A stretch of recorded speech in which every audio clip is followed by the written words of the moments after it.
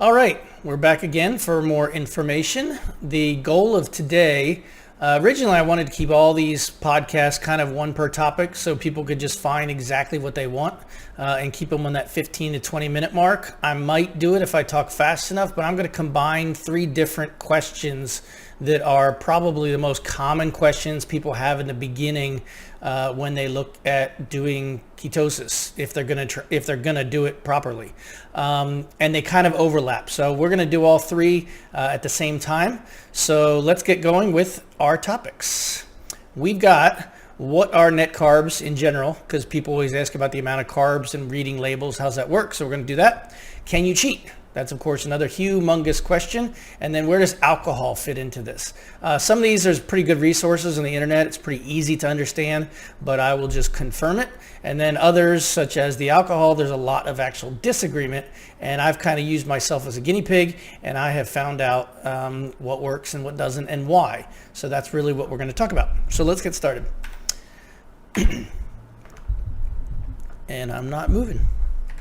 So these are going to be our goals. Understanding just fiber and carbs. What's that? Can you add fiber? That's really the question that everyone always asks is, can I just add fiber to this? I've even had people who ask about wine and there's sugar in wine. Well, what if I just add fiber into my wine? Does that work? And that's actually a reasonable question unless you really understand it. But for most people, that's kind of a pretty logical question to ask. Then how to cheat? Can you cheat? And then how to do it if you're gonna, and then also alcohol, of course, goes into that. So like always, I always say if you're gonna do this kind of diet properly and you're gonna get the most benefits from it, you need to do your prep work. And that prep work, which I've talked about on the basic ones, is you want to be documenting. You want to be journaling things until you understand what your body is doing itself. So in the beginning of this kind of a thing, you really want to be very careful and you want to document everything as far as what's going on. And that's how you're going to be extremely successful. Or you may even realize it just isn't for you. But I think for most people, if you're doing ketosis, you're doing it for a certain specific reason. And if it's a valid reason, well, then you're going to be able to be successful for what it is that you need. Okay, so here's the simple one. Total carbs and then fiber and net carbs. What is that? The reason that is carbs are sugars, but fiber is also a sugar. So when you look at the back of a label, cereal even, or something like that, and it says total carbs, and you see a number, let's say 20, but it has 5 grams of fiber, you subtract those because fiber, you have soluble and insoluble, they're not absorbed into the body. So even though it's a carbohydrate, it's going to act as bulk. It actually helps with metabolism. Fiber is very good for us, but it's not going to necessarily absorb. So you subtract that, and that's what gives you your net carbs. So if you have something that's 20 total grams of carbs, you take 5 grams of fiber, you subtract that, you're having 15 net carbs. That's what you use. Can you therefore add fiber? No. And the reason you can't add fiber is because that's now adding carbs. So if we have something that's 20 grams of carbohydrates and we subtract 5 grams of fiber, we add another 5 grams of fiber, we don't now have 20 grams of carbs. We have 25 grams of carbs minus 10, and we still end up with the same net fiber. So no, from the wine thing, you can't add fiber. You can't take something that's just high sugar and add fiber to it. There are arguments that it slows the absorption, which is probably a little bit true. But as far as from a net carbohydrate point of view, you just can't do it. Does it slow down the absorption? Yes, it does. But that's really not what we're looking for in this diet. If you're looking that far, you got too much of a sugar absorption problem in the first place.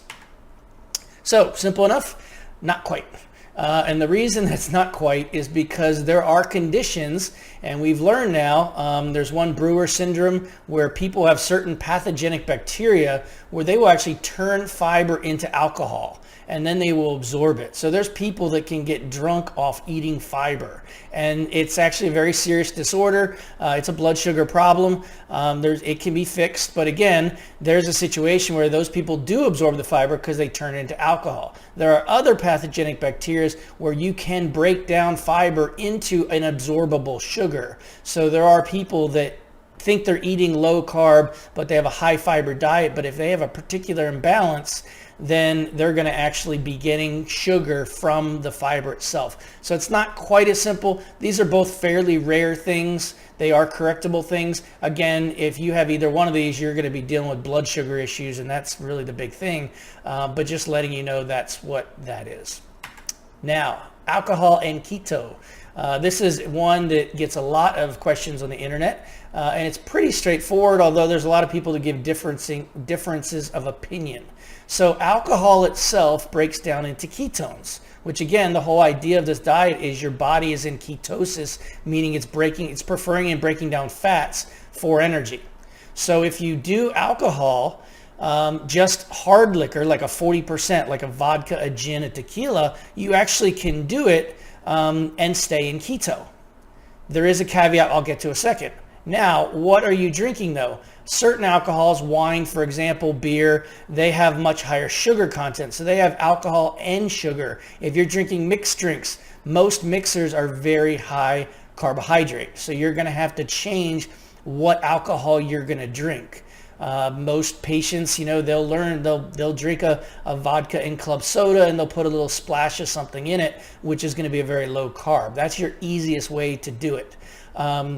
Wines can go all over the board. Can you have a glass of wine? Yeah, you probably can. You just need to pay attention to what's the sugar content of that wine. Very easy to look it up. Beer is probably a fairly no-go for most things. Granted, it's wheat. There's a lot of reasons why beer wouldn't be desirable. With gut issues and histamine, that's a different podcast. And then something like a dessert wine is absolutely off the charts. There are dessert wines, late harvest wines, that have 2 to 3 times the amount of sugar as a soda. And you should know, we all know that sodas are extremely high in sugar. Next question, can I do artificial sugars? You'd have to test it. In all likelihood, yes, you can, but it's still going to mess with your metabolism on a certain level. And again, the idea of ketosis is what's your body doing with what it has. So, can you drink alcohol still? I already answered the question. Yes, you can, but it comes with a catch. And here's the catch. The goal of ketosis is to get your body so it's adapted so that it wants to use ketones, use broken down fat for energy. If you're drinking alcohol, you're going to stay in ketosis, but you're going to be actually using the alcohol to make ketones. So you're essentially putting yourself into kind of a purgatory.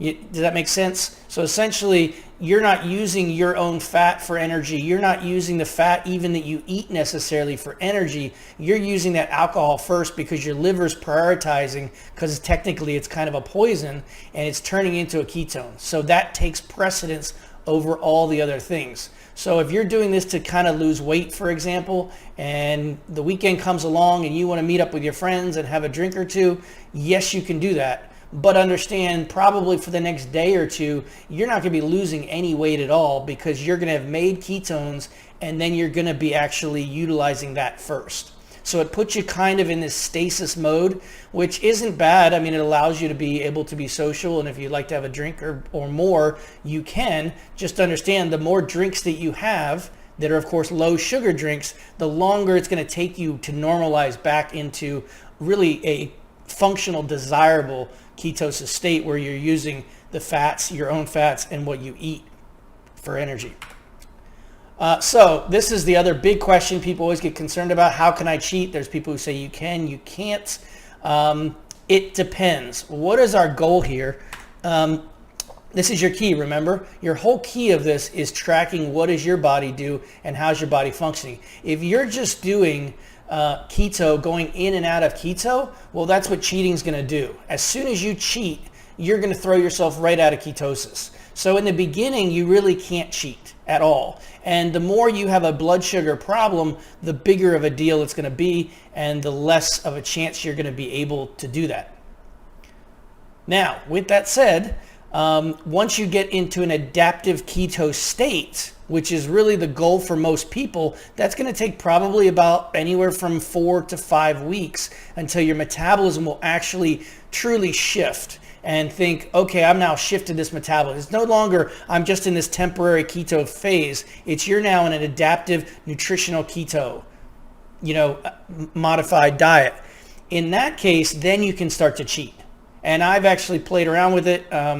I've gotten this question many times. I mean, I've had lots of carbs. I've had Mexican with chips and burrito with rice and soft tacos. I've had a calzone. I've had different meals to play around with this. And every single time I stay in keto because my body is in an adaptive state. So that's the key of, can you cheat? In the beginning, likely, no, you can't cheat at all. It depends on your problem. I mean, I'm sure there's people that they can do it off the bat, but in most cases, if your goal is to get to an adaptive ketosis state, no, you cannot cheat until you're there. Once you're there, yes, you can cheat sometimes. There's a caveat again with that. Me personally, when you do ketosis, your body, it changes your microbiome. You lose your bloating. You feel just better in your gut. Of course, I lost a decent amount of weight. When I would eat carbohydrates, I'd feel okay and I wouldn't go out of keto, but usually it was about 18 to 24 hours later, I would bloat. And what that is that sugar, those carbohydrates that I ate, well, they're going to feed the old bacteria, the bacteria that are still in my gut that really like carbohydrates, and I'm feeding them and they're going to grow and they're going to blow up. And so then you bloat, you gain weight, you don't feel good. And in most cases, once you've done it a few times, you realize you just don't want to do it. There are times, of course, as we all have, there are foods that we just love, and you're at a restaurant and you want to try something that's a pasta dish or whatever, a little bite here or there. That's when I'm not even talking about cheating. I'm talking, having an entire dish of something.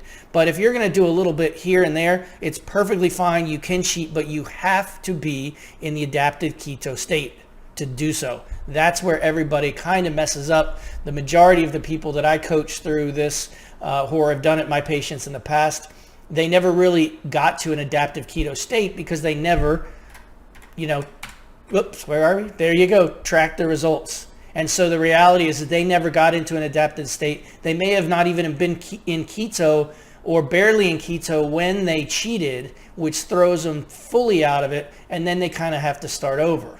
And again, as we've said in the past, it depends on your metabolism.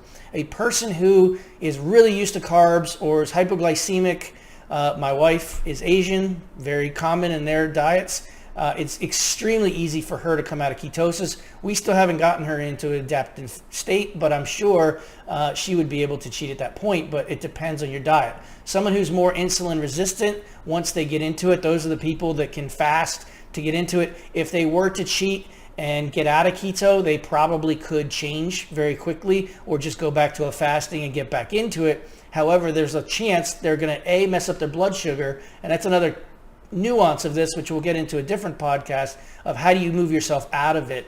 But you really don't want to go from a keto state, even if you're not adapted especially, and then just load carbs, because that's going to actually potentially trigger more blood sugar problems than you were looking for in the first place.